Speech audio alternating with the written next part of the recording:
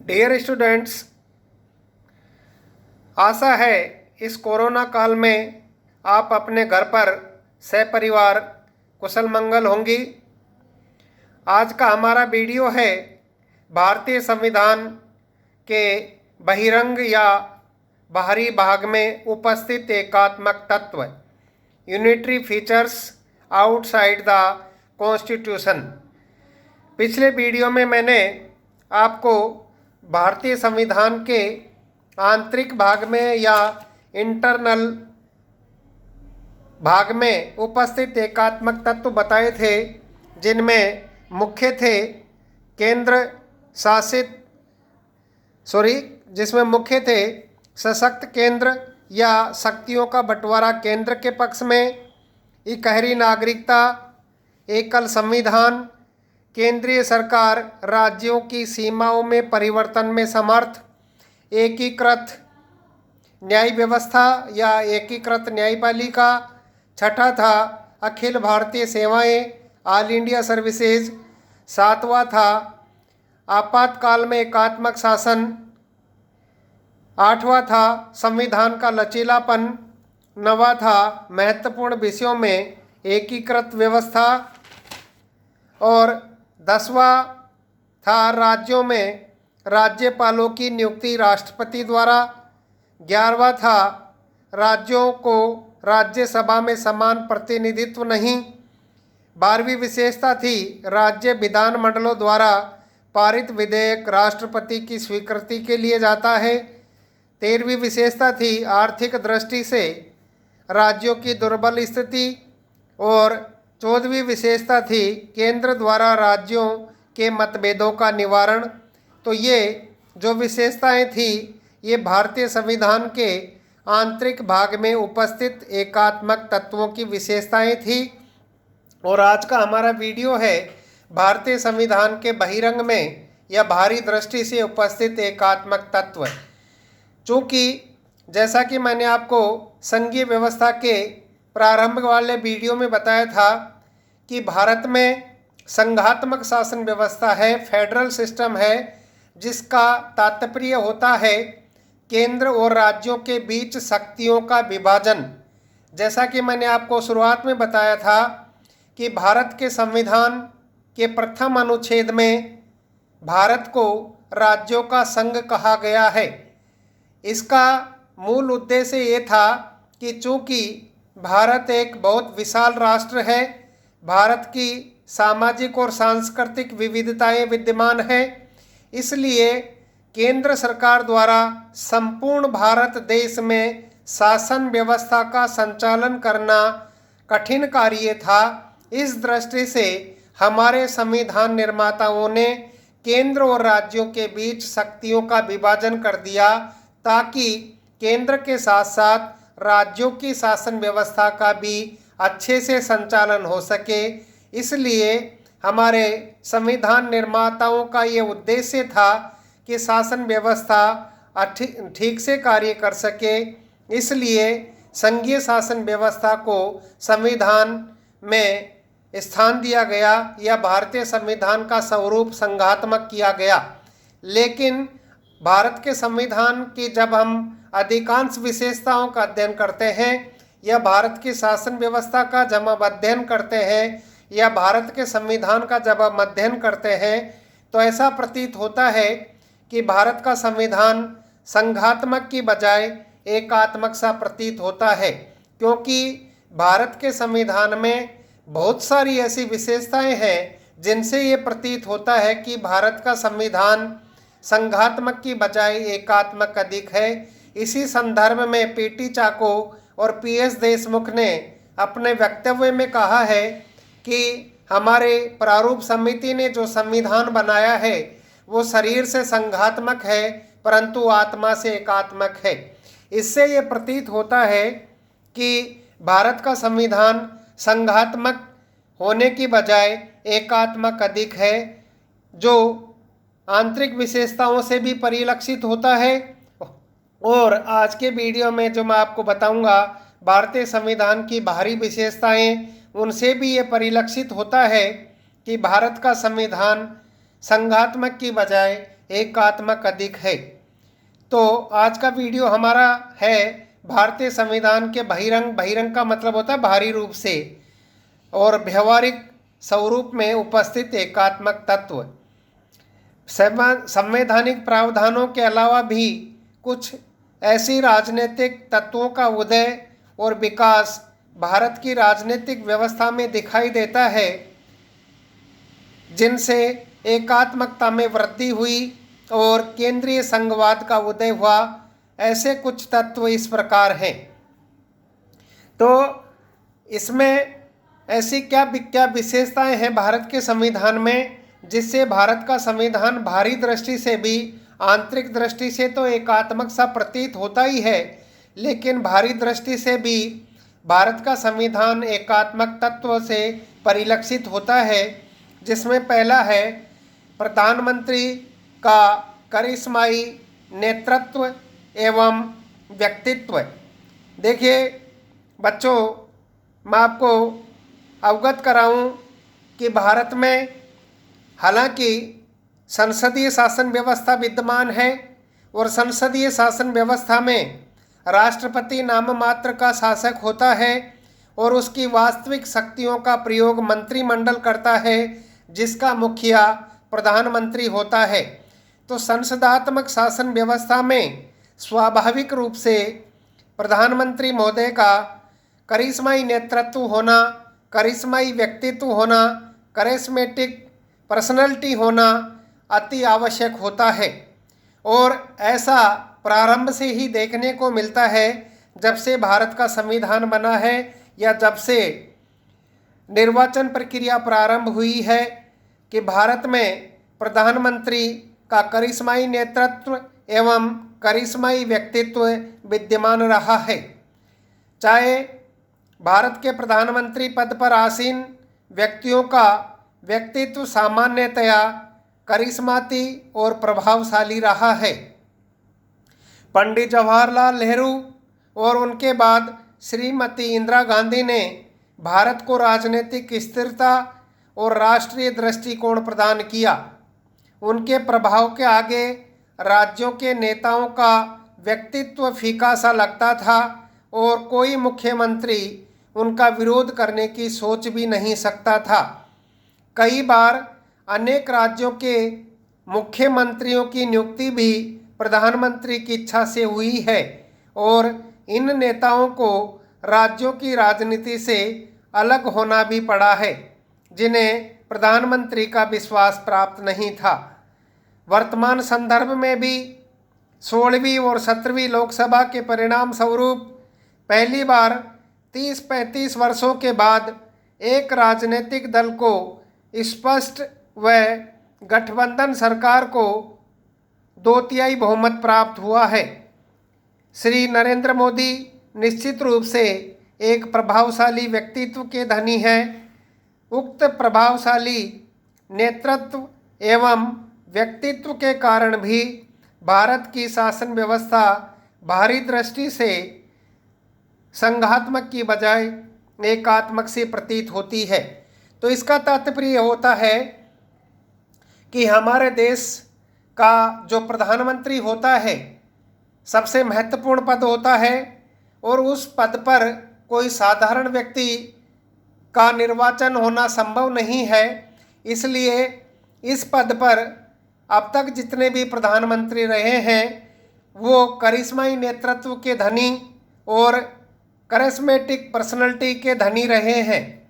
पंडित जवाहरलाल नेहरू देख लें, उसके बाद श्रीमती इंदिरा गांधी देख लें, उनके बाद और जो भी प्रधानमंत्री रहे हैं, विशेष रूप से अटल बिहारी वाजपेयी, राजीव गांधी जी और वर्तमान समय में माननीय नरेंद्र मोदी साहब, इनका करिश्माई नेतृत्व के आगे राज्यों की राजनीति या राज्यों के मुख्यमंत्री की भूमिका नगण्य सी प्रतीत होती है, क्योंकि अधिकांश राज्यों में जिस राजनीतिक दल की केंद्र में सरकार होती है उसी राजनीतिक दल की राज्यों में भी सरकार होती है। इसलिए उन राज्यों में प्रधानमंत्री का सीधा हस्तक्षेप होता है, और कई बार ऐसा देखने को भी मिलता है कि उन राज्यों के मुख्यमंत्रियों की नियुक्ति में भी प्रधानमंत्री का काफ़ी हस्तक्षेप होता है या उसी व्यक्ति को प्रधानमंत्री पद पर नियुक्त किया जाता है जिसको प्रधानमंत्री पसंद करते हैं। इसलिए भी ऐसा प्रतीत होता है कि प्रधानमंत्री का चमत्कारी नेतृत्व के आगे राज्यों के मुख्यमंत्रियों, राज्यों के मंत्रियों की भूमिका नगण्य सी प्रतीत होती है। इस कारण भी ये प्रतीत होता है कि भारत की शासन व्यवस्था बाहरी दृष्टि से भी संघात्मक की बजाय एकात्मक सी प्रतीत होती है।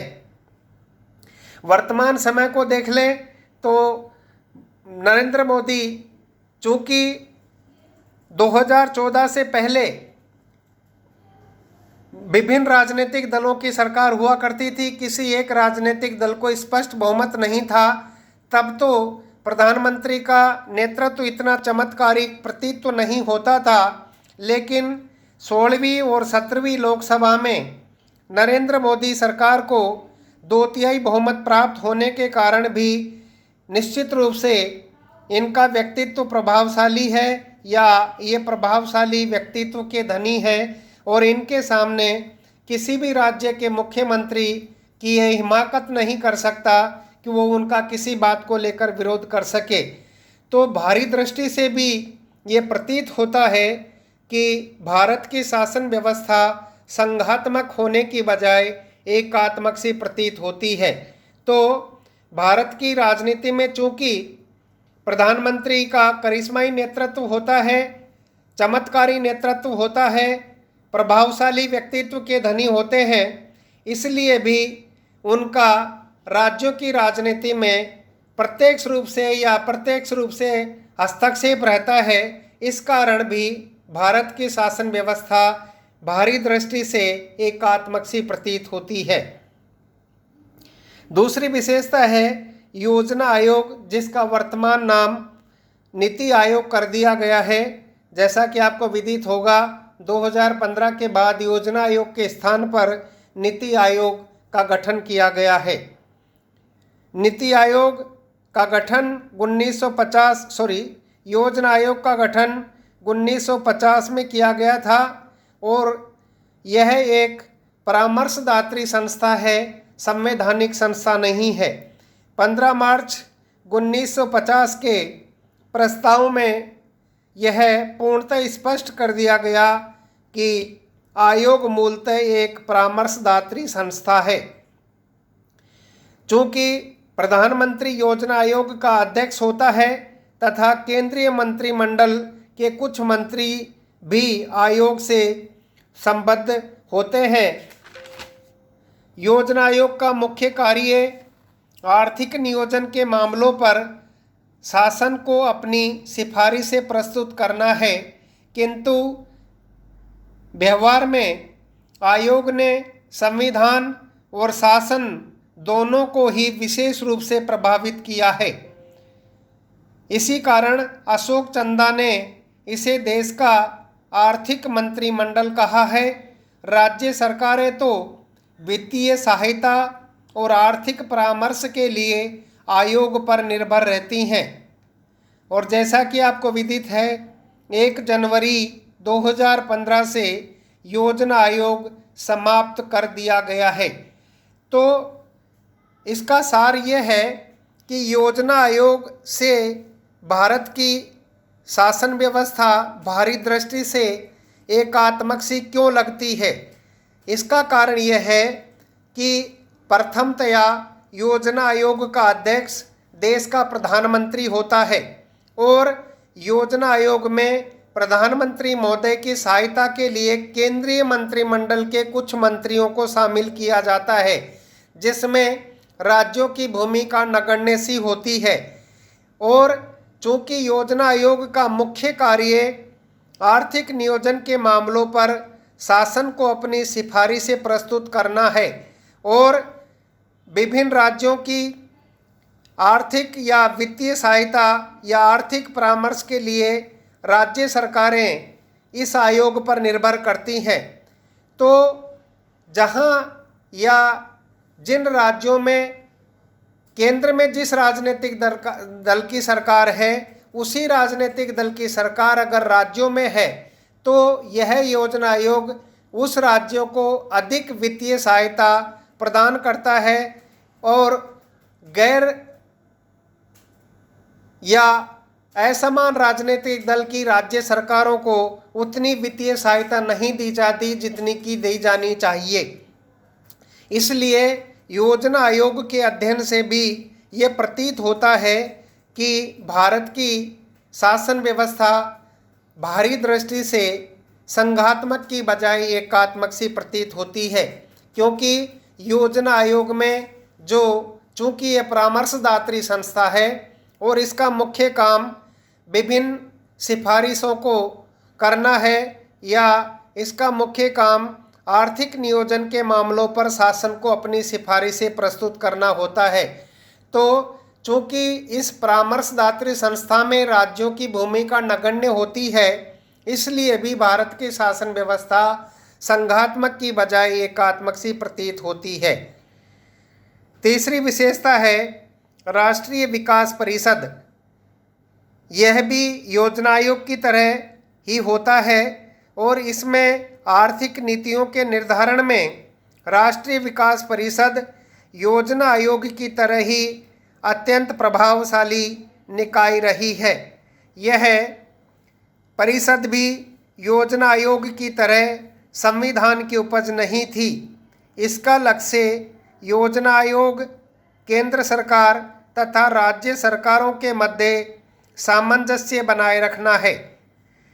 तो राष्ट्रीय विकास परिषद भी योजना आयोग की तरह एक प्रभावशाली निकाय रही है और यह परिषद भी योजना आयोग की तरह संविधान की उपज नहीं थी और इसका लक्ष्य होता है या इसका उद्देश्य होता है योजना आयोग केंद्र सरकार तथा राज्य सरकारों के मध्य कोऑर्डिनेशन बनाए रखना, सामंजस्य बनाए रखना है।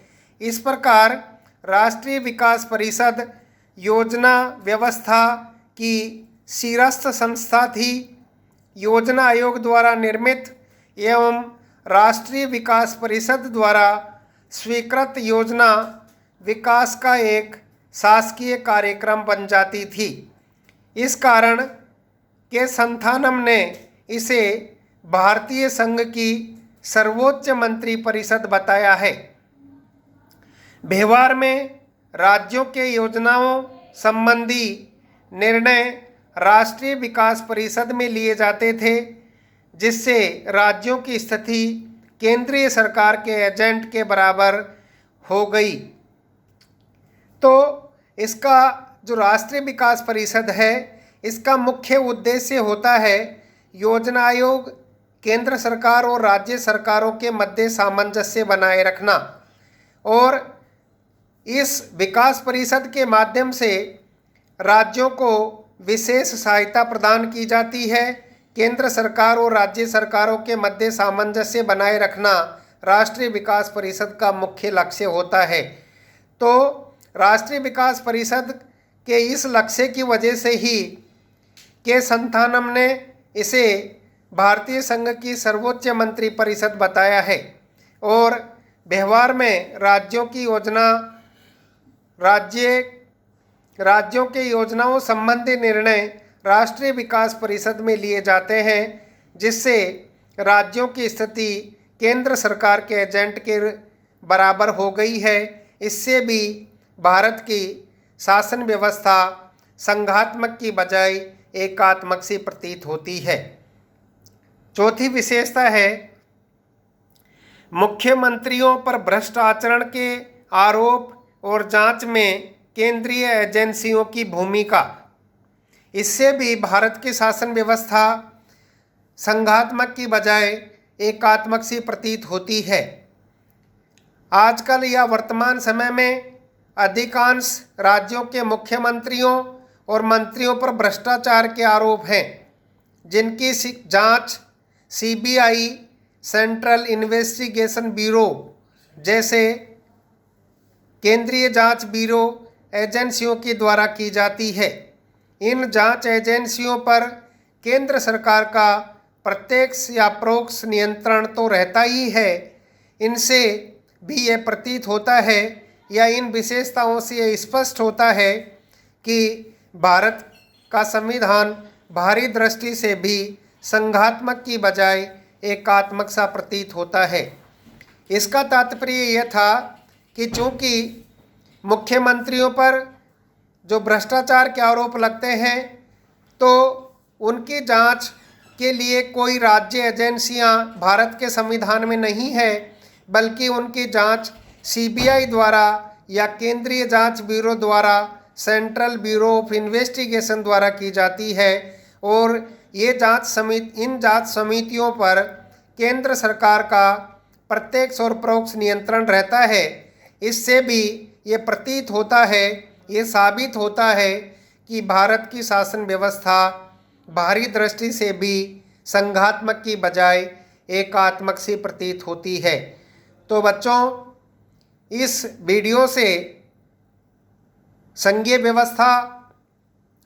व्यवस्था की विशेषताएं और संघीय विशेषता के साथ साथ भारत के संविधान में एकात्मक विशेषताएं और एकात्मक विशेषताओं में भी संविधान के आंतरिक भाग में उपस्थित एकात्मक विशेषताएं और संविधान में भारी रूप से एकात्मक विशेषताओं का उल्लेख मैंने आपको किया है, इनको समझाने का प्रयास किया है।